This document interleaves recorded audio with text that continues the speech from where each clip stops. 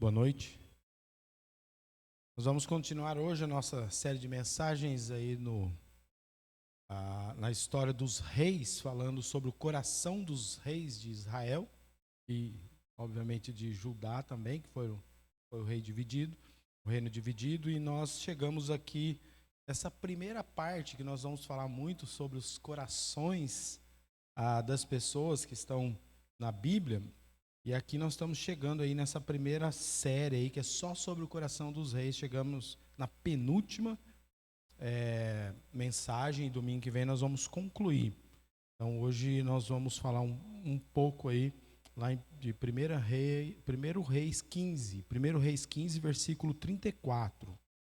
Então abram aí comigo em 1 Reis 15, versículo 34, sobre o ciclo vicioso.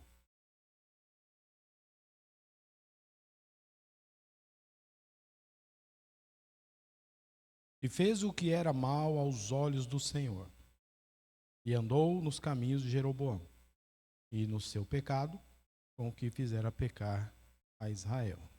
Senhor Deus, mais uma vez pedimos que o Senhor nos ajude a entender a Tua palavra, que possamos aprender a sondar os nossos corações para servi-lo melhor e podemos aplicar as coisas que o Senhor tem ensinado através da Tua palavra em nossas vidas, com corações prontos para obedecer ao Senhor. Nós pedimos isso e oramos em nome de Jesus. Amém. Nós vamos entrar aqui numa parte da história dos reis de Israel, que muitas vezes quando estamos lendo a Bíblia parece ser complicado para entender quem que é quem. Então, até o rei Salomão, Roboão, Jeroboão é algo que não é tão difícil, né?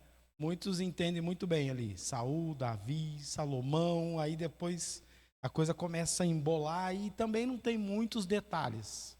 Então, o que eu vou fazer aqui é fazer um resumo e tentar colocar na ordem cronológica quem que é quem, né? Para podermos entender essa parte aqui final dos reis de Israel. Então, após a morte de Jeroboão, que nós vimos domingo passado, ou domingo retrasado, né? Domingo passado foi um dia especial, né, da IBF. Domingo retrasado, Jeroboão foi o primeiro rei do Reino do Norte. Aí que o Aguinaldo está falando da IBD, né? Eu falei um pouco sobre essa divisão do Reino do Norte, Reino do Sul.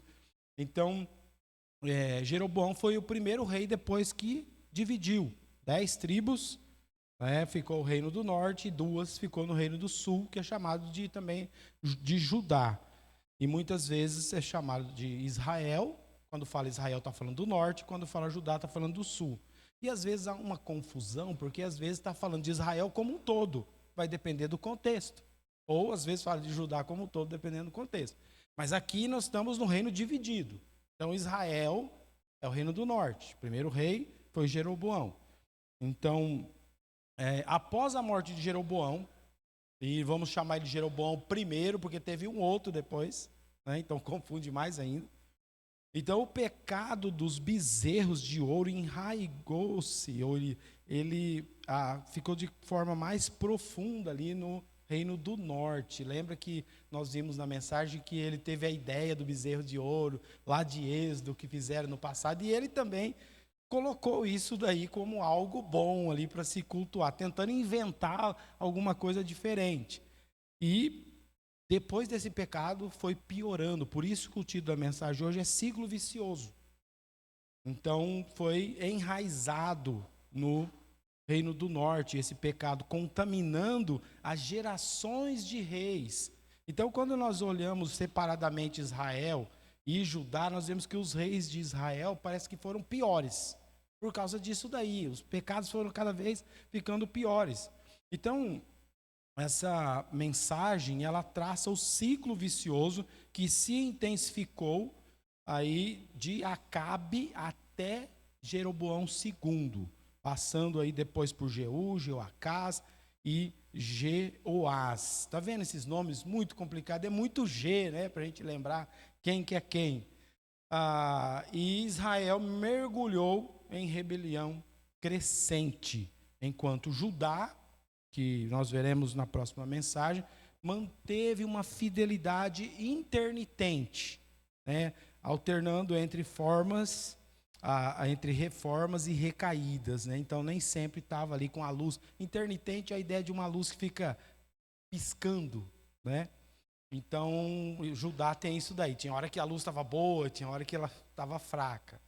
Mas isso nós veremos domingo que vem. Então, para entendermos a ordem cronológica aqui, e o contexto, nós precisamos entender aí essa sequência. Então, o reino do norte começou com Jeroboão, o primeiro rei, e que liderou a divisão das tribos aí do norte contra Roboão, né? 1 Reis 12. Então, Jeroboão primeiro, sim, foi ungido rei.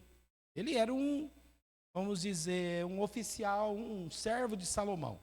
E ele se tornou rei. Então, ele não herdou de um pai. Ele era um oficial, se tornou rei. E ele estabeleceu o culto dos bezerros de ouro. Então, ele começou com uma coisa ruim, a idolatria, ali no Reino do Norte. Na sequência, nós temos o seu filho Nadab. Ele, de fato, sim, é rei, herdou do pai, né? Filho. Então, rei. Ele herdou o trono, mas foi assassinado por Baasa. Vocês viram nas leituras, né? Todos esses relatos aí. Ele foi assassinado por Baasa, que era um capitão que tomou o poder. Então, nem sempre era um general ou alguém tão importante. Às vezes era um capitão, né? Um oficial. E ele fazia alguma coisa lá e ele se tornava rei. E aí ele foi assassinado por Baasa, né? E ele tomou o poder. Baasa, como rei, estabeleceu sua própria dinastia, né? Depois, na sequência ali dos filho dele. E sucedido por seu filho, que é o Elá, que é um nome estranho, nós vimos, de fato, né? Rei, herdou do pai. E durante o reinado de Elá, o Zinri, oficial de confiança, aqui também um oficial, provavelmente um capitão também, conspirou e assassinou Elá. Olha para ver como que um monte de coisa errada nesse período, né? Não só a questão da idolatria, mas uma questão de ficar conspirando e matando. O oficial de confiança matava, né, o rei. Então dá para ver como que o pecado ali estava bem que natural na vida deles. O importante era cada um ter o poder. Se tivesse que matar, conspirar, fazer o que for, mentir, trair, eles estavam fazendo.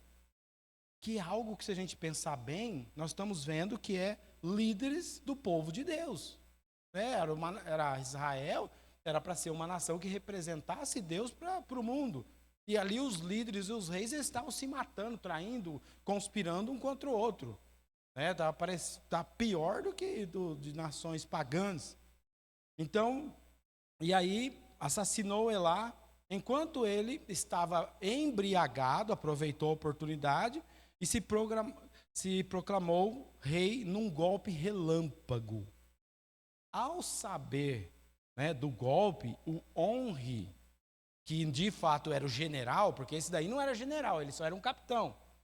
O general, ele reuniu o exército leal ao trono, sitiou a cidade onde o Zinri estava. E Zinri viu que não ia ter jeito, né? A casa tinha literalmente caído para ele, viu que perderia, e ele se matou incendiando o palácio, né? Incendiou o palácio e se matou. E o reinado dele foi muito curto, apenas 7 dias. Né? Foi um golpe relâmpago, mas também saiu relâmpago. E um general que assumiu, né? Porque o rei já tinha sido morto e o general assumiu. E às vezes nós vemos em histórias reais que pessoas assumem por curto período de tempo a liderança de alguma coisa. Esses dias eu fui na prefeitura de Rio Preto, um pastor pediu para eu ir lá, né, para conversar algumas coisas, e eu estava vendo as fotos de todos os prefeitos, e eu vi que tinha prefeito que não ficou nem 30 dias como prefeito, alguns ficou 6 meses, outros 3 meses, 1 ano.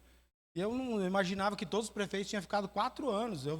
Fiquei sabendo que só depois de 1973, depois que eu nasci, que começaram a ficar 4 anos, que antes eles ficavam 3, 2, 6 meses, 20 dias, 30 dias. Tem um monte de foto lá, mas nem todos ficaram muito tempo. Várias coisas podem ter acontecido e a gente não sabe, teria que olhar para a história de Olímpia, mas muita coisa estranha na política acontece e pessoas ficam por curto período de tempo. Esse caso aqui é um deles, do Zinri. O Onri, que era um general, passou a ser rei. Olha como que confunde. Você está lendo todo esse texto, de repente é um general, daqui a pouco ele é rei. Aí você já fica, quem que é o rei, quem que é o general? Porque tem essa mudança muito rápida. E ele fundou a dinastia mais forte aí do norte. Até então, seu filho Acabe, que de fato herdou do pai, era rei, ele aprofundou a idolatria ao se casar com Jezabel. E aí, vamos para Jeú, aliás, quem que era o Jeú? Jeú era comandante militar, também um tipo de um capitão. E aí ele foi ungido por Eliseu, e para, de fato, destruir a casa de Acabe. Aí ele matou Jorão, filho de Acabe, e Jezabel, e fundou uma nova dinastia. Aí seu filho, Jeoacás, rei, ele seguiu no trono, repetindo os pecados do norte. E Jeoás, também rei, filho de Jeoacás, continuou o ciclo. Depois dele, Jeroboão II, rei. Aí Jeroboão II, só porque tinha o primeiro, não tem nada a ver, outra família, mas gostaram do nome. E nós falamos que Jeroboão significa aquele que contende pelo povo, é um bom nome para ser rei. Então, de fato, Jeroboão II aqui, rei, filho de Jeoás, ele expandiu o território, mas não rompeu o pecado herdado, aí segundo Reis, capítulo 14. Assim, resumir rapidamente a história aí da cronologia de quem que é quem. Às vezes era um general, às vezes era um capitão, mas assumindo, e alguns eram filhos de reis mesmo. E assim, apesar de golpes e mudanças de família, Jeroboão I, Baasa, Onri, Acabe, Jeú, Jeroboão II, o pecado dos bezerros de ouro, que foi começado com Jeroboão, permaneceu firme. Por isso, ciclo vicioso, geração após geração. Como eu disse numa mensagem anterior, cada um deles teve uma oportunidade, porque é Deus que levanta reis e tira reis. Teve uma oportunidade, poderia ter feito diferente, poderia ter quebrado o ciclo, mas continuaram fazendo os mesmos pecados e até piorando. Então, nós vimos o pecado padrão, na mensagem anterior. Hoje nós vamos falar o padrão em ação. Acabe elevou a idolatria ao casar-se com Jezabel e promover o culto a Baal. Jeú executou o juízo de Deus sobre Acabe, mas reteve os bezerros de ouro. Seus descendentes, Jeoacás, Jeoás e Jeroboão II, mantiveram o ciclo, ignorando as advertências dos profetas, como Eliseu e Amós. Como nós estamos falando de coração, sempre falamos dos sintomas. Se alguém está com problema do coração, nós identificamos pelo sintoma. Então, 3 sintomas conseguimos ver aqui com o problema dos corações dos reis. Eu não vou gastar tempo falando do coração de cada um desses, só fazendo um resumo geral. Então, a primeira coisa, um desses 3 sintomas é prosperidade falsa. Jeroboão II expandiu territórios, ou seja, eles chegaram a ser prósperos. Não necessariamente, então, quer dizer que uma pessoa que está próspera, quer dizer que ela está bem espiritualmente. Expandiu os territórios. Mas a prosperidade escondeu a injustiça e idolatria. Vemos isso em Amós, capítulo 2. Segundo sintoma, herança reforçada. Jeú transmitiu o padrão a Jeoacás e a Jeoás. Está vendo? Foi reforçando a herança. E terceiro sintoma, indiferença profética. Eliseu advertiu Jeoás, Amós denunciou Jeroboão II e eles foram simplesmente ignorados e não aceitaram ouvir a advertência. Obviamente teve consequências, consequências aí do ciclo, declínio gradual, Israel tornou-se fraco, vulnerável, a Síria, aí nós sabemos que ali ele não só foi dividido, mas depois foi espalhado e a parte do norte se perdeu, está aí espalhado até hoje, né? Teve o juízo inevitável, Deus ainda reteve o juízo, segundo o Reis fala isso, mas a dispersão veio. Sabemos que isso aconteceu em 722 antes de Cristo. E uma dispersão duradoura. Israel não retornou como Judá, né? Permanece ainda espalhado. Sabemos que isso vai mudar. Eles vão ser reunidos. As coisas já estão acontecendo, mas por enquanto foram espalhados. E isso aconteceu bem logo depois dessas sequências de pecados e idolatria. Então, um esclarecimento aqui nesse ponto, que alguns usam essas passagens aqui para falar sobre pecado herdado, né, ou pecado repetido, já que ele fez e o outro faz e eu vou ter que fazer porque eu sou neto, né? Então meu avô pecou e eu herdei e estou sofrendo as consequências por 2, 3 gerações. E alguns usam isso. Então, um esclarecimento aqui que é importante, né? Muitos usam o exemplo dos reis de Israel para defender a ideia de maldições hereditárias. Mas a Bíblia mostra outra realidade. O ciclo vicioso não era uma maldição mística transmitida, mas uma imitação voluntária. Eles imitaram? Sim, mas porque quiseram, voluntária. Lá em Ezequiel 18, 20 fala: a alma que pecar, essa morrerá. O filho não levará a maldade do pai. Então, quando reis como Nadab, Acabe ou Jeroboão II pecaram, colheram as consequências porque seguiram os caminhos dos antecessores. Mas eles que escolheram. Eles sabiam que era errado. Eles tinham a palavra ali revelada para eles até o momento. Não porque eles herdaram espiritualmente a culpa, como se eles não tivessem a opção de não cometerem os mesmos pecados que os pais cometeram. Então, eles não é que eles herdaram uma culpa espiritualmente. Aplicando isso para nós, né, Cristo rompe toda a condenação. Em João 8,36, se, pois, o Filho vos libertar, verdadeiramente sereis livres. Então, não existe essa questão de alguém estar pecando ou estar numa situação que não tem como fazer porque herdou dos pais. Né? Cada um é responsável pelos seus próprios pecados. E, mesmo que tiver algum tipo de problema, Cristo pode libertar qualquer um. Então, na genealogia de Jesus, aqui é um grande exemplo de que não tem nada a ver essa questão de herdar, né? Havia na genealogia de Jesus assassinos, idólatras, feiticeiros, mas ele não herdou maldição alguma, né? Foi concebido santo e viveu sem pecado. A Bíblia não ensina nenhum ritual que quebra a maldição hereditária. E alguns fazem esse tipo de coisa, vão ter que quebrar a maldição hereditária. Pegando, tá vendo? Olha lá os reis de Israel, eles não tinham como fazer, era uma maldição hereditária. Começou lá em Jeroboão 1 e foi até o final, porque não teve uma quebra de maldição. Não existe isso na Bíblia. A Bíblia ensina arrependimento, nova vida e liberdade plena em Cristo. Temos que nos arrepender dos nossos pecados e, obviamente, vamos receber a libertação necessária.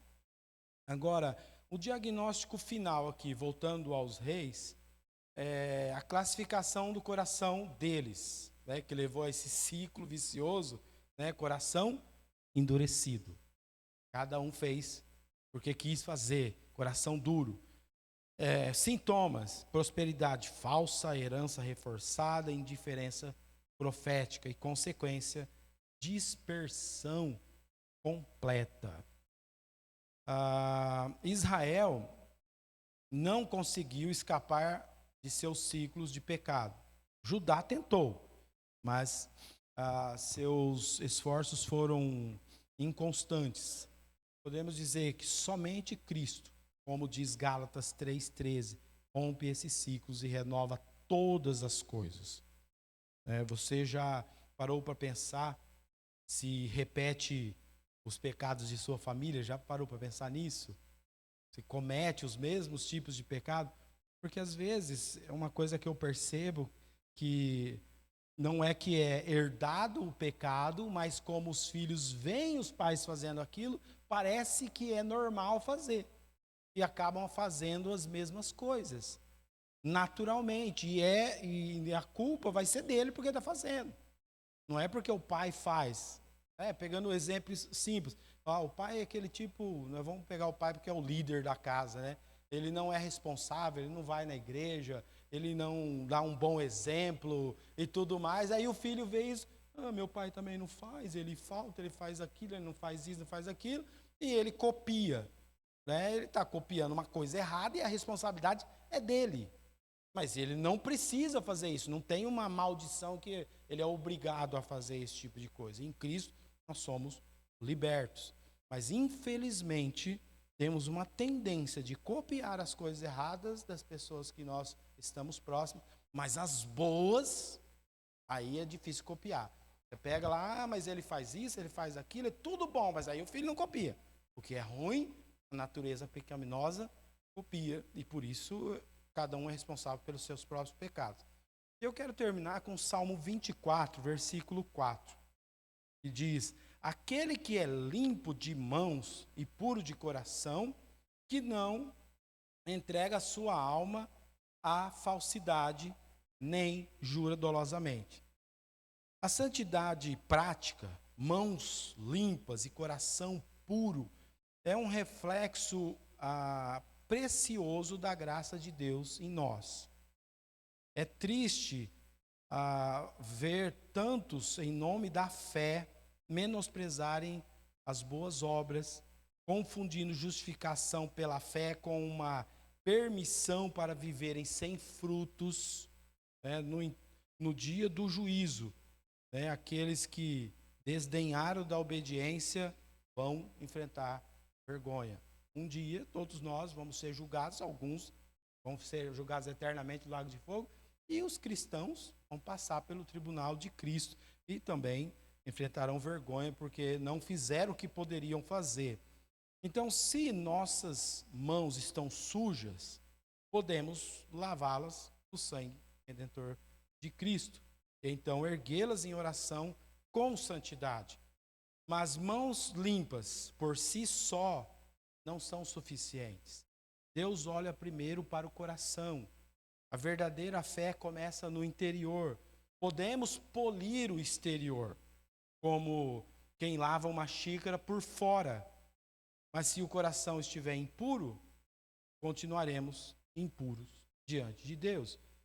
Podemos fazer algo que aparenta ser muito bonito, mas não adianta nada porque Deus vê o coração.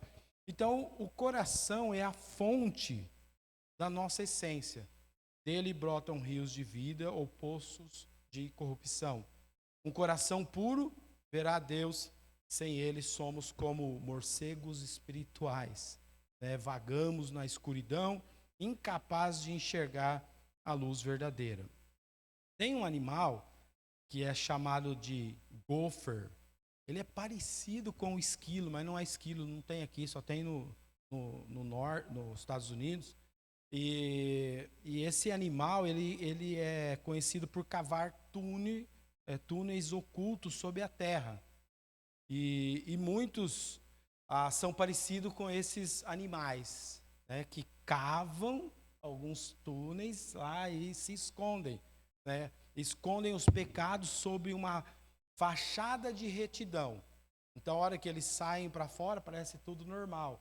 Mas eles têm vários túneis ali debaixo, ninguém sabe nada, ninguém vê nada o que está acontecendo ali. Mas isso, humanamente falando, Deus vê os nossos corações. Não adianta a gente cavar túneis e ficar se escondendo debaixo da terra, que Ele vê onde nós estamos e o que estamos fazendo. nada de oculto aos olhos de Deus.